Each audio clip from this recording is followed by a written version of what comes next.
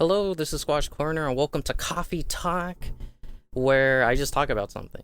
And basically, the big dilemma that I have at the moment is coffee good? Is it bad? I was watching a bunch of videos that kind of went back and forth on it and talked about like the benefits of it, the downside of it, all that stuff. So this is pretty much my perception of all of this. Something I have to say is, I'm not a doctor. I'm your average college dropout. But this is from somebody that was drinking coffee for 5 years. A lot of the time, I would admit I was doing it wrong. So first off, coffee is not for everybody. If you're somebody who finds yourself with like bad anxiety, I probably don't recommend coffee. If you're somebody who just doesn't like feeling icky time to time because, occasionally you will fail and drink a little too much coffee, then avoid it if you can't handle, feeling a little sick. This is pretty much my take on what makes it worth it.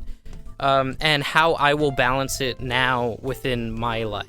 So when you wake up in the morning, there's this thing that gets produced called cortisol.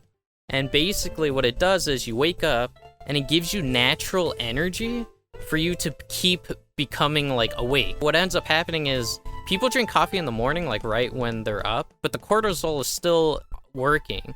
So it's usually not optimal to drink coffee when you barely wake up.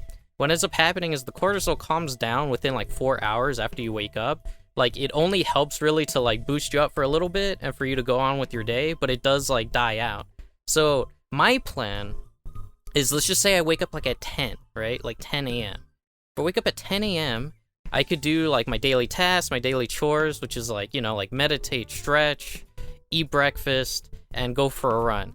All of that will be within a little less than 4 hours, but once the 4-hour mark hits for me, that's when the cortisol drops, and that's when I could drink a coffee. And not a crazy coffee. I'm gonna make a French press, 2 tablespoons probably, of an 8-ounce cup. That's probably what I'm gonna do. So this is when I was not drinking coffee. What ended up happening was after I ran, I fell back to sleep, man. I was tired. I already did I kind of moved around, did all that stuff. My body's just like, okay, I'm sleepy now. It's time for sleep. But what I could end up doing now is, I'm sleepy. I could get the boost. It completely turns off all the things that are trying to make me sleep. I get the boost and I could go back to work or do whatever the fuck I want, which is like make a video or something. This is where it gets a little tricky.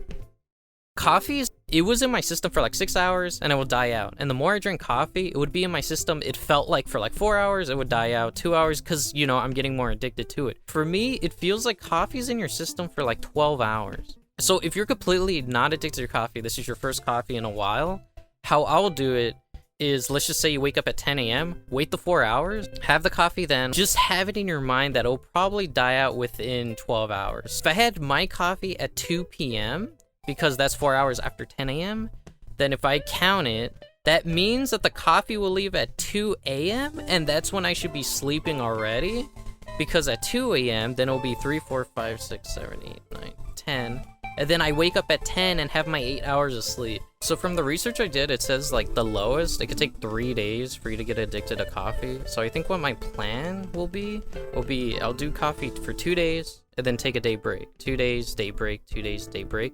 Then what I'll end up doing is after 2 weeks of that, I'll take a 6-day hiatus away from coffee, completely.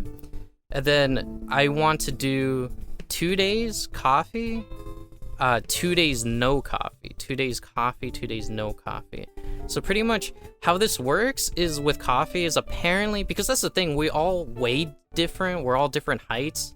So the way we take in caffeine, I'm assuming it's like alcohol, the way you take it is always different depending on the person. So this is my plan to see what works for me. So I get my little motivational kick, my enjoyment of coffee while not getting addicted to find that perfect balance. And hopefully if you think of doing what I'm gonna do, good luck on your journeys. And that's the thing, it's a balance. So hopefully you could figure this out. Hopefully I'll figure this out. And we can enjoy coffee in peace without looking like a bunch of crackheads who like drinking dark water. Alright, goodbye guys. That's all I had to say. Thank you for joining.